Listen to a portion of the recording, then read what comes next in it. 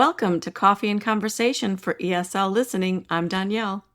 And I'm Khrystyna, so grab a cup and join the conversation. Hello, how are you? I'm okay. How have you been?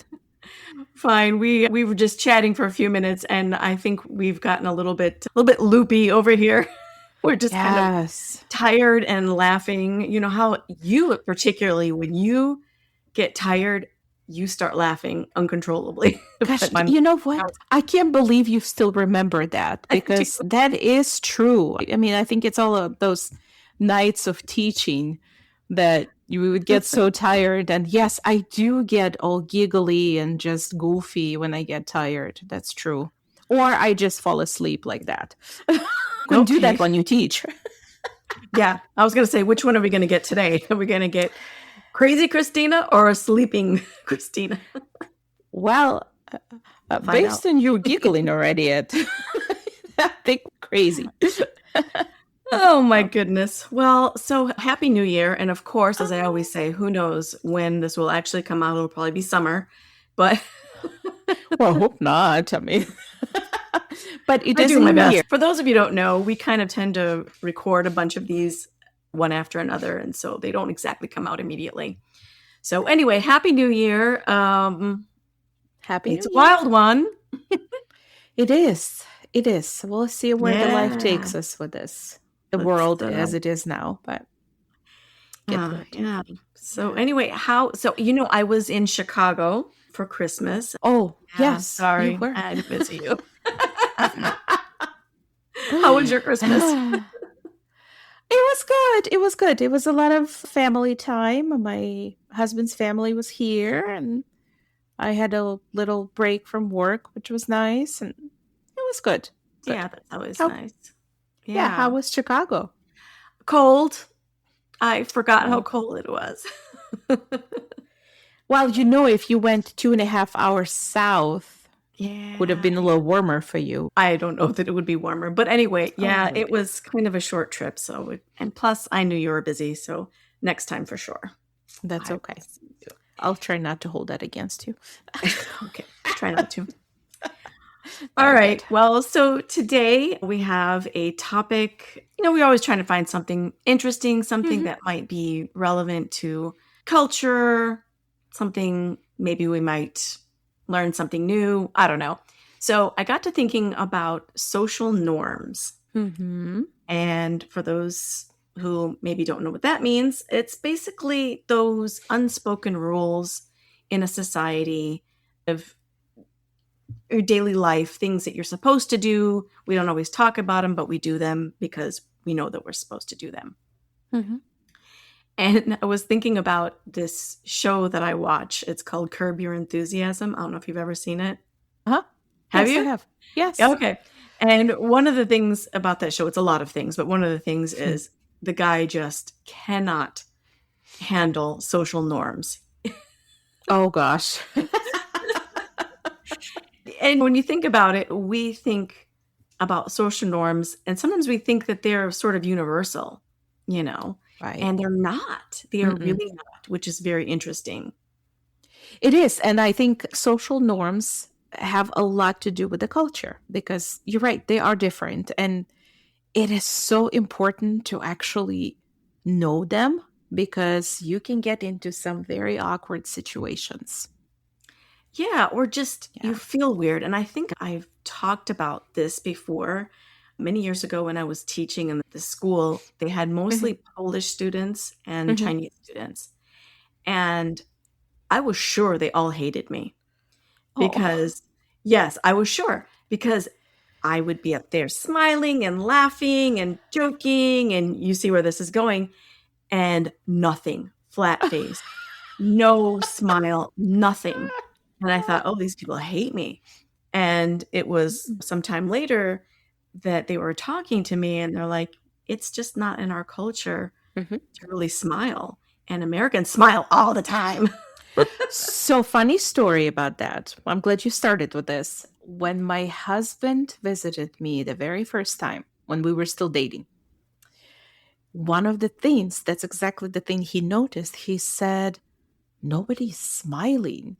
And I was like, can you just tone down your cheesing over here? Because everybody knows you're not from around here because you're smiling to everybody. Yeah. But he even made this little sad tune every time he talked about Ukrainians. He would be like, boom, boom, boom, boom. Like, Here he come was trying to be all on. friendly and happy, and then like, Yes. take it easy. And you're right. And here's the thing, it is not that Ukrainians are not fun or welcoming or happy or anything.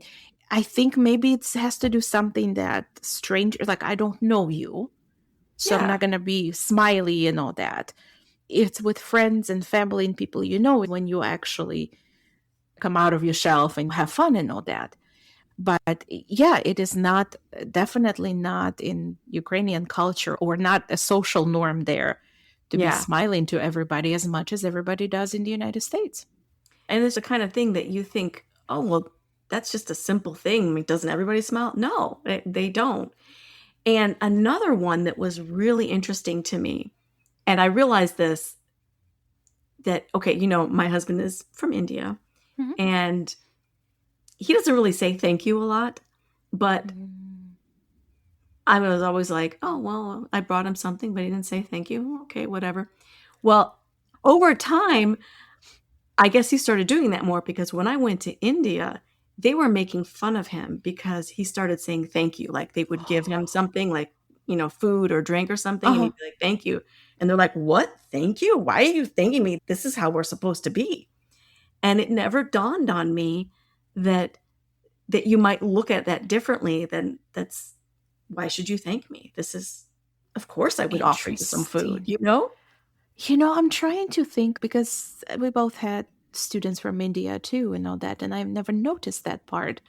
But now that you say that, I do see that a lot of the times they don't necessarily say thank you, but they're like, okay, right? Like Yeah. it's more of that, okay, okay. Yeah.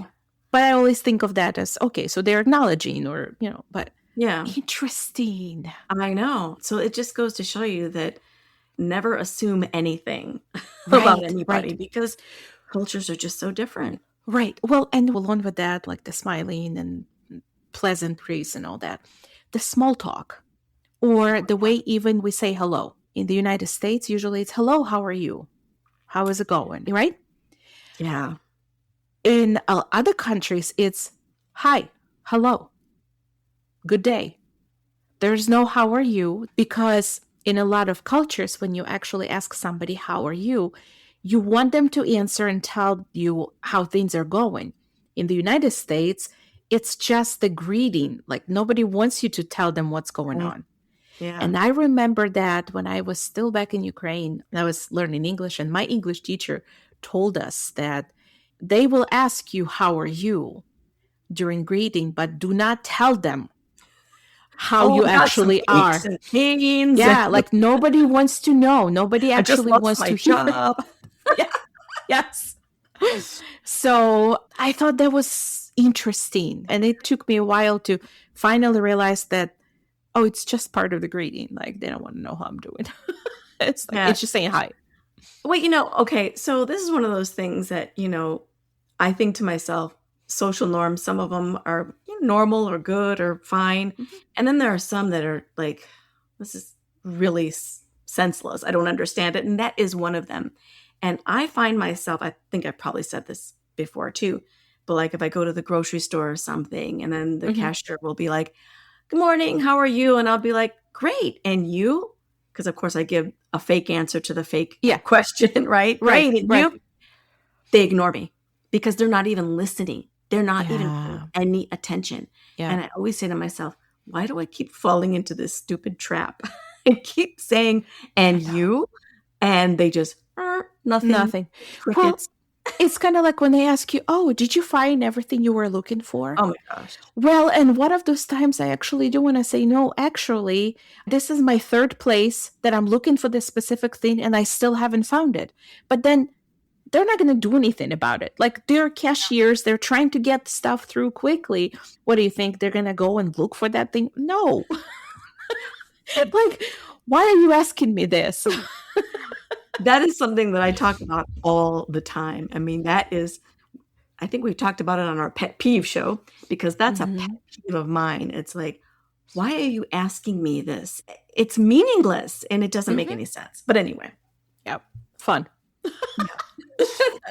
I guess I've heard of other cultures too that have those kinds of things, like where I forgot what it was. I think it was Japan or something, where Mm. instead of like, how are you doing? It's like, oh, where are you coming from?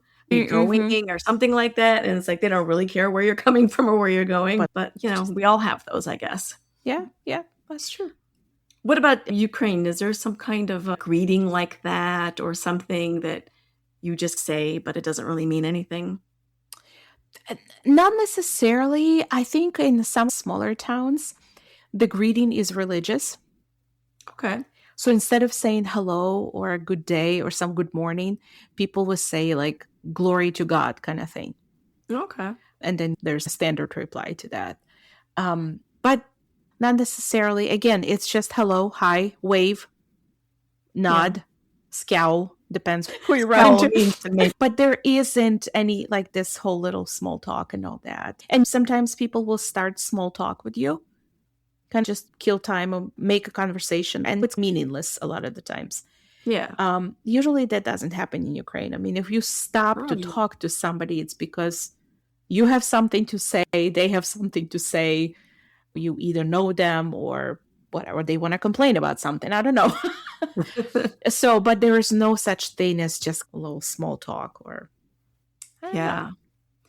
Yeah, because I know we definitely do that. If we're waiting around somewhere, someone Mhm. is standing next to you, you might strike up some kind of a conversation about something meaningless or the weather or something like that. But an awkward thing is sometimes when you get in an elevator and there's like two or three other people in there, and of course you go in there. That's a social norm. You go in and you turn around and you face the door, of course, because boy, Yes. that would be weird if you didn't, right? And then so you're just kind of standing there and looking everywhere except at the person who's standing next to you. Right. No eye contact. No eye contact. Yeah. Because that's the other thing that I was going to talk about. Social norms in the US is about personal space. And Yes. I kind of put that together, personal space, privacy. I kind of put that together as one in a way. Hmm. And I Hmm. think that's probably one of our biggest is that we really value our personal Personal space space. and Yeah. we don't want people coming too close to us to talk. Yes. And I agree with that. That's one of the things that I very much learned here. But I remember an example of one time when I was teaching at night and it was a student from another country. And I think in his culture, personal space wasn't a concept or social Yeah. norm. So he was talking to me and he would just keep getting closer. And I remember just stepping back. And then he Yeah. would get closer and I would step back more and step back more. And I was like, oh my gosh, I'm going to hit this wall and I'll have nowhere else to go. Yeah. But I think that's one big difference between the United States and some other cultures. And Yeah. I think there are cultures that personal space is very much a social norm or valued, but there are some South American or Central American countries. I think there's more of a closeness there, so there isn't much of a personal space there. Yeah, I wonder if it has to do also with places that are typically very crowded. You don't get a Hmm. lot of personal space, and so it's Yeah, like you have to put that in your culture that it isn't important because if you did, it would right. probably drive you crazy.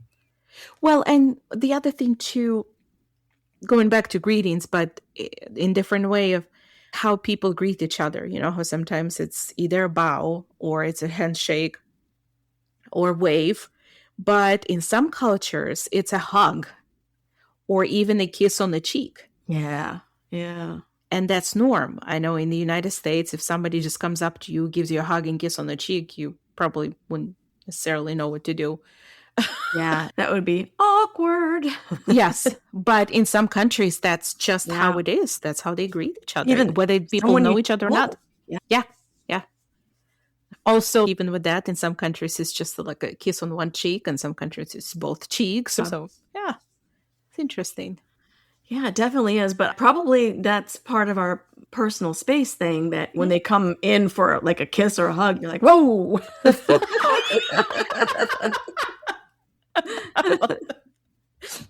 I wonder if anybody ever said, "Whoa." Larry David from that show would. Oh, yeah, yeah. That's so funny. So, another social norm or cultural difference is food. I mean, we always talk about food, right? Oh, wait. My stuff now. But one of the biggest differences that I noticed when I moved here was the portion sizes. And I think everybody knows that too. Yeah. The portion sizes are very generous in the United States. I don't know if it's so much anymore. I feel like it has suffered from shrinkflation, just like a lot of other things. I love that word, shrinkflation. I'll have to Yeah. remember to use it. But it makes sense, right? I mean, now because you want to raise prices, you just give less food. But in Exactly. general, I remember not too long ago, it was one of the culture shocks for me because when I came here and the first time I went to the restaurant, they put this huge plate in front of you. And I'm thinking, that's a serving platter in my country usually when we have family dinner or guests over. Yeah. But I remember that time when my husband was in Ukraine, he mentioned something that in Ukraine, their dinner plates are our bread plates, like the size of the bread plates, because we use small plates for our food. And now I'm thinking about my plates in the house. We're doing it American style because that's what the dish sets are. Mhm. Like the regular dinner plate is usually a serving plate to share as a family or share at the table. So that was like one of the big things for me, like the portion sizes, but also everything else is kind of oversized here. Yeah, that's true. And I guess part of it again comes to space. If you have space, Right. things just tend to be bigger. Like our houses Yeah. tend to be bigger and there's more space between them. Right. Right. I agree. Bigger plates, throw more stuff on it. Well, and then the other thing is going out or fast food or just eating out. Honestly, when I was growing up, I don't know how many times we actually went out my whole life until I moved here. And here it's just, that's a norm. Everybody does it. Like That's true. Yeah. Yeah. But I think the whole idea about food here is mostly I need sustenance to live. Yeah. Quick, something fast, right? Because there's no time. And in a lot of cultures, food is time with the family, time to sit down and relax, time to connect, time to share. Like nobody rushes you, which I experienced that even in Canada, the difference. Yeah. So I was like, there must be something specifically for American culture. Yeah. And I think a lot of it comes down to the tipping aspect. And I know we talked about this also in another show, but if you're in a culture where tips are not expected, there's no incentive to really try to push turnover of tables because as the server, you're going to get paid what you get paid. Yes. Right. Yes. But in our culture, they live on tips. Yeah. So turnover is key. Yep. So if you come in with your group and spend hours at a table, whew, that would be a really big problem. Yeah. Oh, I agree. Yes, that's true. But then even at home, we don't sit around the table and talk and do that either. So, yeah. Because you're so used to it. Yeah. That's the thing. That's part of the culture. That's part of the mentality that, you fix dinner, you sit down, you eat, and you're done, and you go move on and do something else. Do something else, yeah. Right. Exactly. And another thing, the culture of, or the social norms about work. Like in the United States, and I feel like it's kind of known across the world that in the United States, it's all about work, right? People work so hard. People work so much. People work so many long hours. And when you think about some other cultures, there's a lot more flexibility. I mean, people have 5 o'clock tea time and they have siestas and they have 4-day work weeks. And there's just a whole different mentality about it. Yeah, sometimes we say hustle culture. Yes. Yeah. And that's what we have here. It's like, got to be, work, work, work, work, work. And I hate that, and I'm always talking to my students from other countries and they laugh. We all laugh, but it's like, it's not really so funny. They have so much time off. They've got a holiday every other week, it seems. And they just cannot believe how few holidays we have here. Like holidays where you get off of work and you get Yeah. paid. Yeah. Americans are not the culture of slowing down and taking your time. And yeah. No, unfortunately. Move, move, move. Yeah.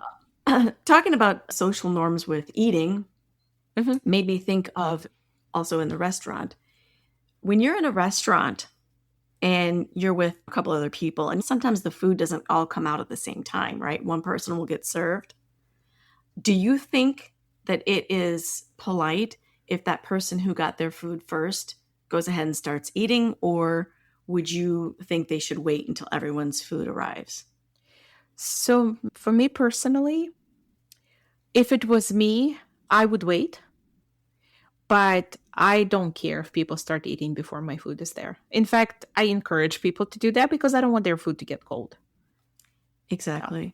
That's another one of those social norms that I think is kind of ridiculous, is we're supposed to wait. Until everyone has food. And I just think it's nonsense. Why would you sit there and let your food get cold?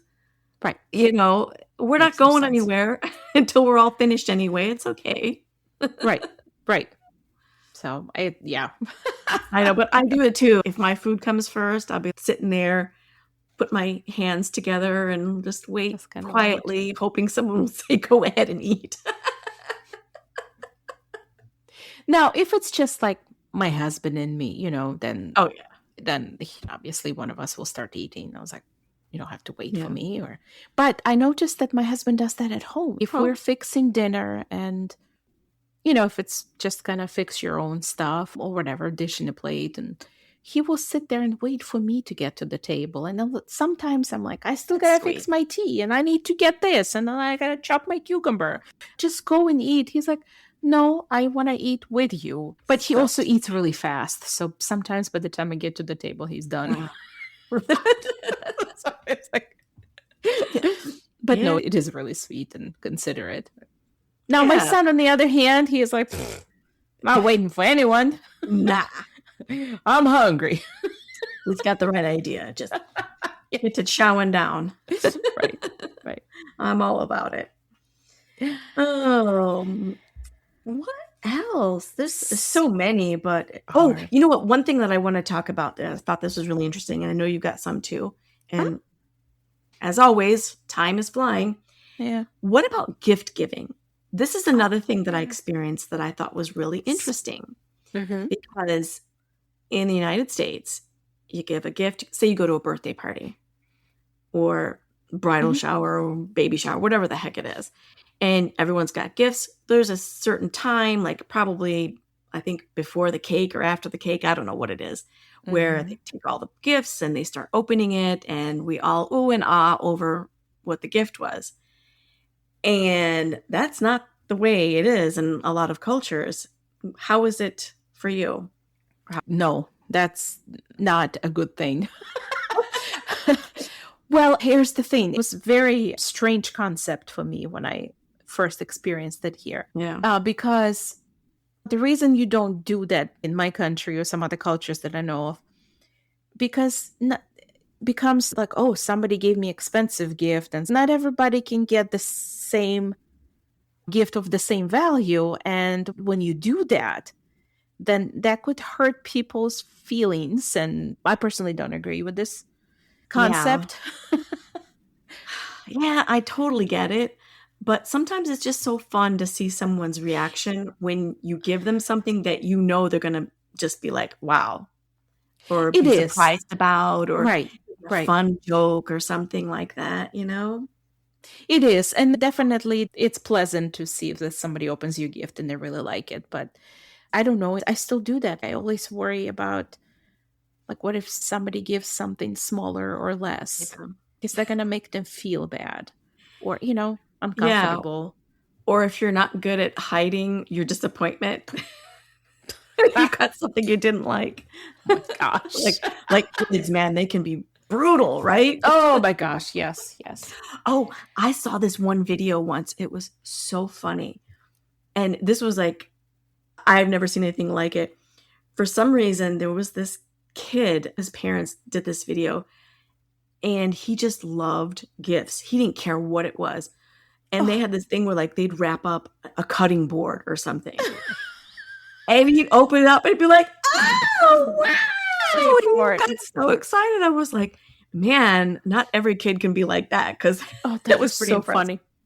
funny. When my son was really little, maybe like 2, we were asking him what he wanted for Christmas, like what he wanted Santa to bring him. Yes. And he kept telling everybody he just wants a blue present.